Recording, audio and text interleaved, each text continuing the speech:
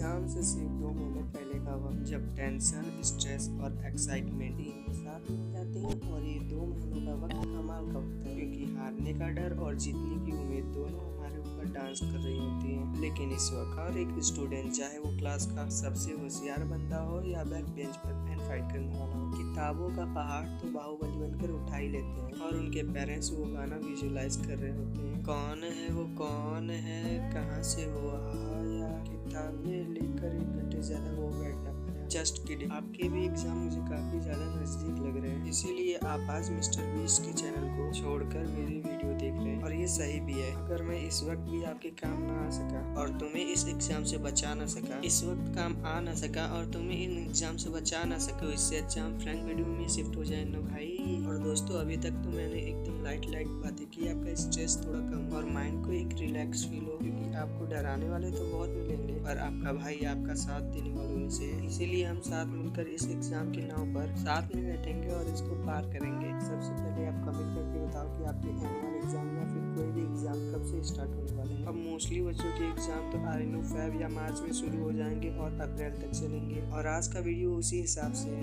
अगर आपके पास 1 या 2 महीने का टाइम पीरियड है तो कैसे आप एक अच्छा स्कोर या कहें अच्छा परसेंटेज स्कोर कर सकते हैं। इसीलिए सबसे पहले आप एक बात बताओ, पढ़ाई करना बोरिंग लगता है और सर घूमने लगता है। इतने महीनों से इंस्टा और यूट्यूब पे मस्ती करने के बाद अब किताबों के साथ बैठना मुश्किल तो लग रहा हो, लेकिन उससे पहले एक बार बताओ, क्या आप में इतनी सुपर पावर है कि 1 साल का 1 महीने में कंप्लीट कर लोगे? आई थिंक नहीं। इसीलिए मेरी खुद की कहानी सुनो। आप आज जिस सिचुएशन में हो ना, इससे मैं काफी बार गुजर चुका हूँ और सक्सेसफुली गुजर चुका हूँ। लेकिन मैंने हमेशा स्टडी कुछ अलग तरीके से किया, जिस वजह से मैंने बोर्ड भी अच्छा किया और खुद को टूटने से भी बचा लिया। सबसे पहले मैंने यूज किया स्पेस्ड रेपिटेशन टेक्निक को। अब देखो दोस्तों, हम कोई मशीन तो है नहीं, स्कैनर ओपन किया, किताब के सारे पन्ने स्कैन कर लिए। ऐसा नहीं होता, हम थोड़ी देर में सब कुछ भूल जाते हैं। इसलिए हमें बार बार पढ़ना पड़ता है और बार बार पढ़ने से ही कोई इन्फॉर्मेशन हमारी लॉन्ग टर्म मेमोरी में सेव हो पाती है। इसीलिए स्पेस्ड रेपिटेशन का यूज करना पड़ेगा। जैसा कि इसका नाम है, थोड़े थोड़े टाइम में आपको जितना भी पढ़ना है उसे बार बार अपनी आंखों के सामने से गुजारो, चाहे वो छोटा सा पैराग्राफ ही क्यों न। जब सेम इन्फॉर्मेशन बार बार हमारी नजरों के सामने आती है, हमारी लॉन्ग टर्म मेमोरी में वो स्टोर हो जाती है और फिर हम उसे भूल कर भी नहीं भूल पाते। इसलिए जब भी पढ़ने बैठो, प्रीवियस में जो भी पढ़ा है उसे पहले एक बार दोहराओ, फिर उसके बाद नई इन्फॉर्मेशन को पढ़ना स्टार्ट करो।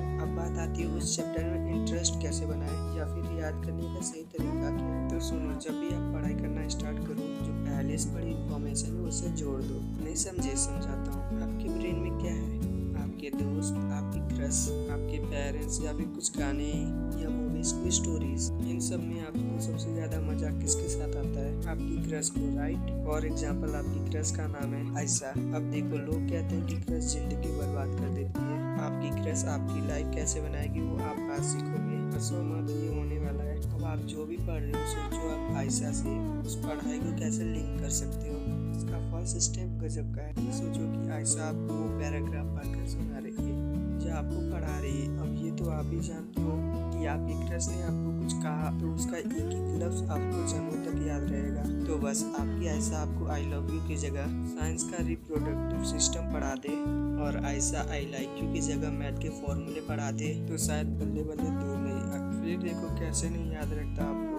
तो मजा आ तुम भूल जाओ। हो सकता है कि आप जब एग्जाम दे रहे होंगे तो ऐसा ही आपके कान में आकर आंसर बता जाए। और मैं मजाक नहीं कर रहा हूँ, तो बस अपनी इमेजिनेशन का फायदा सही जगह उठाओ। ये जो एग्जाम्पल मैंने दिया है ना, इसका जिसने भी सही से यूज कर लिया है वो जिंदगी में कभी भी अपने क्रश को भला बुरा नहीं कहेगा, क्योंकि उसके बोर्ड्स उसकी क्रश को क्रश की। और फिर आयशा के लिए आपकी रिस्पेक्ट 10 गुना ज्यादा बढ़ जाएगी। समझे? अब चलो आयशा से आगे बढ़ते हैं और आप ले आते हैं। अगर आयशा आपको पढ़ा सकती है तो आपका भी फर्ज बनता है कि आप उसको पढ़ाएं। उसे भी एग्जाम क्लियर करना है भाई।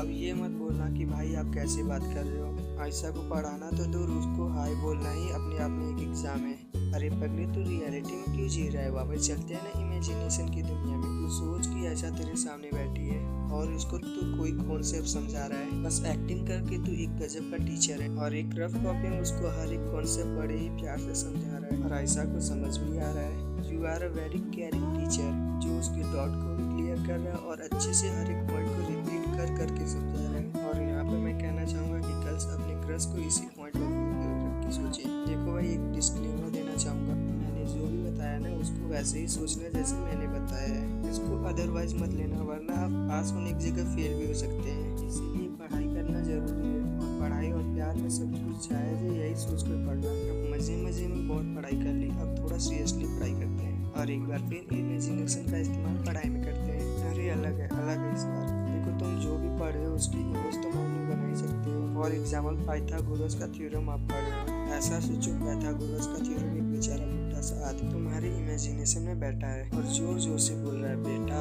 जब हम तुम्हारे उम्र के थे ना, इसका स्क्वायर उसका स्क्वायर इज इक्वल टू सबका स्क्वायर किया करते थे। फिर आप उनसे पूछो कि इसका उसका कौन किसका, फिर वो बताएंगे कि ट्रायंगल के बारे में बता रहा हूँ बच्चे। फिर आपको पाइथागोरस अंकल की बात हमेशा याद रहेगी। इस तरीके से आप हर कॉन्सेप्ट को उसके मास्टर से पढ़ सकते हो और इमेजिनेशन की पावर का सही इस्तेमाल कुछ वेबसाइट की जगह अपने बुक के ऊपर कर सकते हो, फिर आएगा मजा। एक बार सोचो यार, आप इतनी मजे लेकर पढ़ाई कर रहे हो और कहीं दूर बैठा पंकज अपनी आंखों पर चश्मा लगाकर जोर जोर से फालतू में परेशान हो रहा है, लेकिन आप मन मुस्कुराहट के साथ यहाँ मजे से निकरस के साथ शांति से पढ़ाई कर रहे हो और आपको पढ़ाई करने का असली मजा भी आ रहा है। यही फर्क है भाई, जो आगे बढ़ जाते हैं और जो रट्टे मार के पीछे रह जाते हैं। ये टॉप सीक्रेट है जो आज आप जान रहे हो, तो समझ लो आप टॉप 1% पर्सन्स में आ गए हो। मजाक करना आदत है मेरी, लेकिन ये सब सीरियस था, ठीक है। एक बात और बताना चाहता हूँ आपको, जो रट्टा मारकर जोर जोर से पढ़ते हैं ना, उसका एक साइड इफेक्ट भी है। शायद एग्जाम में तो कुछ स्कोर कर ले, लेकिन उनकी लॉन्ग टर्म मेमोरी कभी तेज नहीं होने वाली है। और मैंने जो तरीके बताए उससे ना सिर्फ आप एग्जाम बल्कि आने वाले लाइफ के हर एग्जाम में आप सबसे आगे रहेंगे। अब बात करते हैं कुछ डूज और डोज की, इसके बाद हम नेक्स्ट वीडियो में करेंगे। ओके, अब पढ़ लो।